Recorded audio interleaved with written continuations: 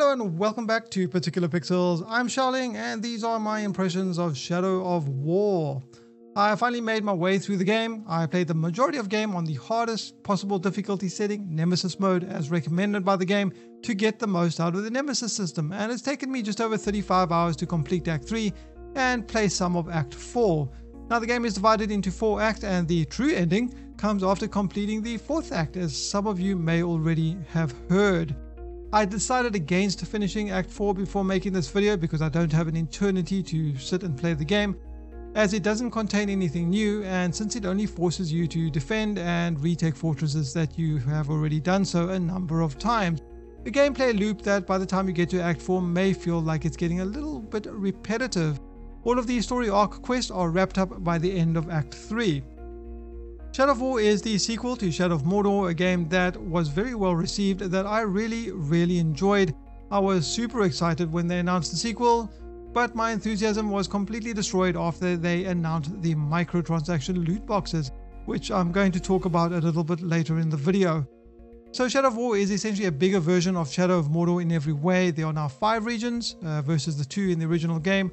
Size-wise, the regions are more or less the same size, but they are more complex and they are more populated with orcs as well, along with the fact that each region looks aesthetically different and also has a fortress that needs to be conquered, and I'll talk about fortresses in a little bit. The Nemesis system has been expanded. There are now gear drops of varying rarities and levels as well. There are runes that socket into gear, and their skill system has seen an upgrade as well.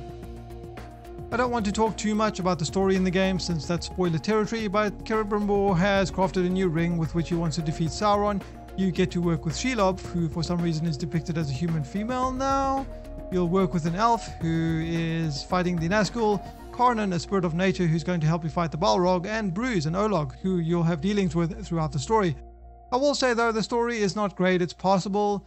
You don't really connect, or at least I didn't really connect with any of the main characters in the game, especially Talion, and as a direct result I didn't really care about any of them. All of the orcs in the Nemesis system had far more personality than any of the actual storyline characters, which is a little bit disappointing to say the least. There are a number of quests connected to each of these characters / factions. Some of the quests can be done in any order, so you can sort of hop around the map and do whatever you feel like, while others are locked behind story progression, and others require that you capture certain forts in certain regions before unlocking access to them. Aside from the story quests in the game, there are a number of collectibles scattered throughout each of the 5 regions. Shelob's memories, which are basically visual puzzles, each unlocks a tidbit of a cutscene. There are Gondorian artifacts to collect, and like the first game, once you collect them there's a little bit of backstory about each of them, and you can rotate them around and you can look at them. There are Ithildan words which are written on walls. Finding them all will unlock Ithildan's door poem. And finally there are Shadows of the Past, which are challenges where you play past memories as Celebrimbor in his fight against Sauron, where you have to accomplish certain goals and you can get skill points as a reward and so on and so forth. When you enter these zones for the first time, you won't know the location of these collectibles, so you'll need to climb up to one of the 3 towers located in each zone, and you'll have to look around and zoom in to mark each of these collectible artifact locations, much like you did in Mad Max with the hot air balloons. There are outposts in each zone as well, areas that if you set off the alarm there's going to be a never-ending wave of orcs coming after you to kill you until you kill the captain of that area, or you do the mission to kill the captain of that area. The combat in Shadow of War is pretty much the same as it was in Shadow of Mordor. It's Batman Arkham Asylum style combat where you dash around and attack orcs, you use right mouse button to counter them, you build up might, and when your might is full you can do executions. There's another meat as well, which when it gets filled you can do Elven Rage, which allows you to shoot arrows and basically kill everybody around you. Of course you have your bow's got new abilities and things like that. Many of the animations are the same as the previous games. There are some new ones as well. They all do still look great this time around, and the combat still flows smoothly and is very responsive, but this time it's kind of amped up to 11. There are more skills to unlock. Each skill has variations that can be unlocked that change the way the skill behaves. So for example, your Dominate can give you the ability to get back health instead of actually dominating orcs to fight on your side, or your executions can be done with combo meter rather than on a perfect counter. This adds a lot of choice into how you want to play the game and your play style. These can also be changed on the fly as long as you've unlocked the different variations with a skill point. You can play stealthily as well, but honestly, aside from the story quests and specific missions that require you to be stealthy, there really isn't too much incentive to do so, I suppose, unless you're in an outpost and you don't want the shit to hit the fan. You get skill points for leveling up your character, completing certain challenges, and finding enough collectibles. Skill points are used to unlock the base skills as well as the variations, which I alluded to earlier. So there is an incentive to try and collect these things and do the challenges, since it directly benefits your character's abilities and how powerful you are going to be at any part of the game. There is also loot this time around, so killing captains is going to net you loot drops. The loot rarity is going to depend on the rarity of the captain themselves, and of course some luck. The loot level will also be directly connected to the level of the captain that you kill. There's also a skill that you can unlock will increase the chance of rarer loot drops from these particular captains. High level loot obviously has better stats, and rarer loot has more bonuses. So for example, killing 3 orcs who are poisoned on fire will unlock the ability to purchase an additional bonus with Mirian for that particular piece of loot.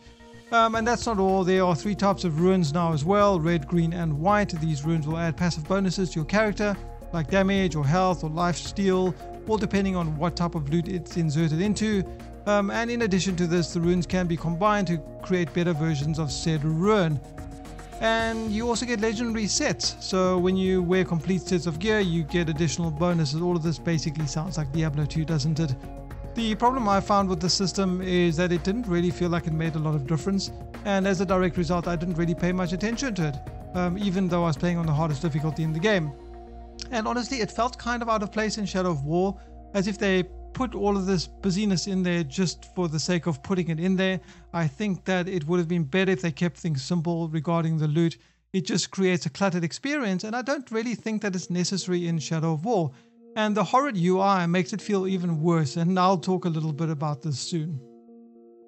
Graphically, the game looks similar to Shadow of Mordor. It's not really a huge step up, if I have to be entirely honest. There are some visual improvements, but nothing that's incredibly noticeable, and I'd say that at a quick glance I would be hard pressed to tell the difference between the 2 games, so there's not too much else to say here. The main draw of the game is obviously the Nemesis system. They've expanded on it in every single way.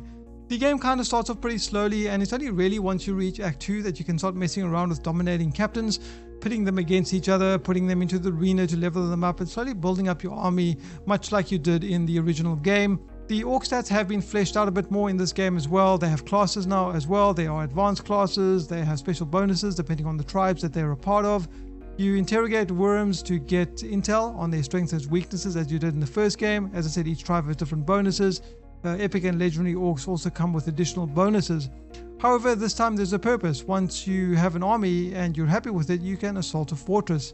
You can send captains to kill enemy captains. You can get captains to infiltrate war chiefs to become their bodyguards in the fortresses. And once they become bodyguards, it'll unlock betrayal missions, which allow you to kill these war chiefs and remove their bonuses from fort sieges. Because war chiefs in fortresses add special defenses bonuses to each of these fortresses depending on what class they are and what tribe they're from. So if you want the easiest assault on a fortress, you want to get rid of all of the different war chiefs in a particular fort, and setting up these infiltration missions and getting these guys betrayed is definitely the easiest way to take them out. If you want a hardcore challenge, of course you don't have to do any of that. You can just assault the fort directly. In the previous game, if you died, the world would evolve and you could pass time and also force things to evolve. The same is true here. The difference here is that now each mission has a time limit of 3 events. So for example, if you aid one of your orcs in a mission, all of the other events in the region are going to count down by 1. So once you've completed 3 Nemesis missions, all of the other Nemesis missions on the board will resolve, at least in the region that you're in. It's specific to a region, it's not going to affect the other regions. And it makes the game feel much more alive. On top of this, your orcs actually choose their own missions if you leave them alone, so you don't have to babysit them like you did in the first game. In addition to these changes, orcs will actually betray you. I had an orc who was assigned to be my bodyguard, and what that means is I could summon him in to help me fight if I was in danger or if I needed help with any kind of encounter, like I got ambushed while I was traveling through the world by some other orc. Except the problem was when he arrived, he decided to betray me, which was a surprise. So I made sure to kill him by the end of it. I had another instance where I was about to be killed by an enemy captain when suddenly one of my orcs came out of the blue and he rescued me, which was really great.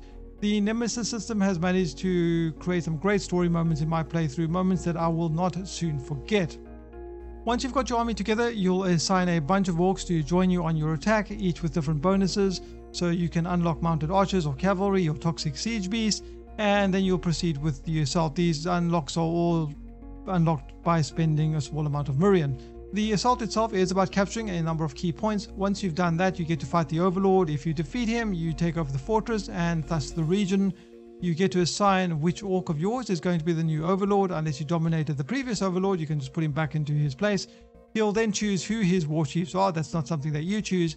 And then you can also choose what bonuses you want to unlock for each of the war chiefs for your fortress's defenses, much like you did when you were doing the assault. Once that's done, you get to move into the next region and repeat the process. You can only dominate captains that are at your level or less, so if the captain's level is too high, you can opt to kill them, or you can just shame them to a lower level, especially if it's an epic orc that you want to try and keep. This in turn at a later point though can cause them to go insane, making them weaker or becoming maniacs. I've yet to see that though, which apparently makes them stronger. The problem is once that you've captured a fort, I was around level 40 or so after I captured all the forts in the game. The orcs in the first region that I captured was still in their low 20s, so if I wanted to level them up, I'd need to go back to that region and do all those nemesis missions, put them in the arena and so on and so forth to level them up. And of course this process can take quite some time. And the thing is, after you finish Act 3, when Act 4 starts, your earliest fort gets attacked by some pretty high level guys. We're talking level 40 legendary orcs, level 39, level 37, this kind of thing. And of course my little level 20 orcs didn't really stand too much of a chance, and they all got killed. And so with all of my orcs dead, I basically had to go into the region, rebuild my army from scratch, and then level up all these guys to retake the fort. Now Act 4 is entirely this. It's about capturing and retaking forts and building up orcs. And as I said before, building up your orcs and taking over forts is pretty much of a grind. It seems to me that Act 4 is designed in such a way as to encourage players to spend more money on loot boxes if they don't have the patience to sit through this grind. You see, legendary orcs can be purchased with real money loot boxes. Legendary orcs were pretty rare in my playthrough because they can be found in the game, but there weren't really that many of them. You do earn a fair amount of Mirian in the game, so you can buy silver loot boxes. I had about 60,000 Mirian, I think it was. There isn't too much to use that currency on outside of upgrading your forts and your weapons. So you can use that to buy silver loot boxes, which come guaranteed with one epic orc, I believe, and some orders. The orders are a way of adding new bonuses to existing orcs, but there's no way to use the in-game currency to unlock loot boxes that contain legendary orcs. You have to spend real money. There, however, are some challenges and daily, weekly challenges that you can do to earn the special gold currency, but it's honestly not that much, and it's going to take you a little bit of a while. The fact that this is even present in the game is ridiculous in my opinion. People are going to argue, of course, that it doesn't affect the game, and no, it doesn't affect Act 1 to 3, but it certainly affects Act 4. It seems to me that Act 4 has been designed specifically to get people to try and buy loot boxes by introducing this obscene grind that is present here. And on top of that, there's an online mode as well where you can invade other people's forts and they can invade yours. And it comes in two flavors. There's casual with no real consequence if you fail, and ranked mode, if your orcs die, they're gone for good. And this is a problem because people can spend money to buy legendary orcs and have their fortresses guarded by all these legendary orcs, which are going to make them harder to capture. Or on the other hand, someone's going to spend a whole bunch of money, get a bunch of legendary orcs, put them into fortress, and someone's going to go in and kill them all. This is indeed a problem, in my opinion at least. There are a number of other issues I have with Shadow of War besides the stuff that I've talked about so far. On Ultra Performance has at times dropped below 50 FPS on my GTX 1080. So I think the game needs some optimization. If it's happened on my 1080, it's for sure going to happen on lower end cards. And this is all at 1080p, by the way. I end up playing on very high just to have a more stable frame rate. But even then, there were occasions where the FPS still dropped below 60. The controls can feel clunky at the worst of times, climbing up walls when you're trying to jump over orcs, but the worst offender of all is when you're trying to dominate a broken captain or one of the Nazgul. It targets some other orc over and never targeting the guy you're actually trying to target, leading to the captain escaping, or worse, you getting killed because of it. Now, in this game, when an enemy is broken, you have a very small window to dominate them, not because time is going to run out, but because you're going to get swamped by other orcs who are constantly going to interrupt you while you're channeling. So then, if you miss that opportunity, you're going to have to try and clear out all the orcs first and get yourself that opening in order to dominate them again. I have a lot of patience with games, but I must say, this was the first time that I actually got annoyed in a very long time. The UI in the game is absolutely atrocious. It's clearly designed for consoles, and what really, no hotkeys. If you pick up loot or ruins, you'll get a screen prompt that tells you can press a key to go into your inventory. But that only appears for a few seconds. Once it's gone, you won't be able to press it anymore. It won't do anything. You then have to press escape and then click on inventory. And if you want to look at your ruins, you have to click on an item with a ruin in it before it takes you into the ruin screen. If you want to look at your army, well, then you have to press escape and then you have to select army. Now that's not too bad, but let's say you're on your map and you want to look at your army. Well, then you have to hold the zoom button until the map slowly pans all the way to the fortress, and then it zooms in, and then it's going to open the army screen. Yeah, I'm absolutely serious. Who thought this was a good idea? Even by console standards, this is absurd. Why can't we just get hotkeys to access each of the screens that we are going to be spending time on? The other thing is there's no way to skip the orcs talking. As you know from the game, every time you encounter an orc, he has something to say. Now, I know this adds to their personality and there are so many variations, but let me tell you, after 35 hours of playing the game, you will come across lines that you've heard before, but you are going to have to sit through it all over again. So an ability to be able to skip that would have been nice. And while the Nemesis system is great, I found that the missions in the Nemesis system seem to get somewhat repetitive.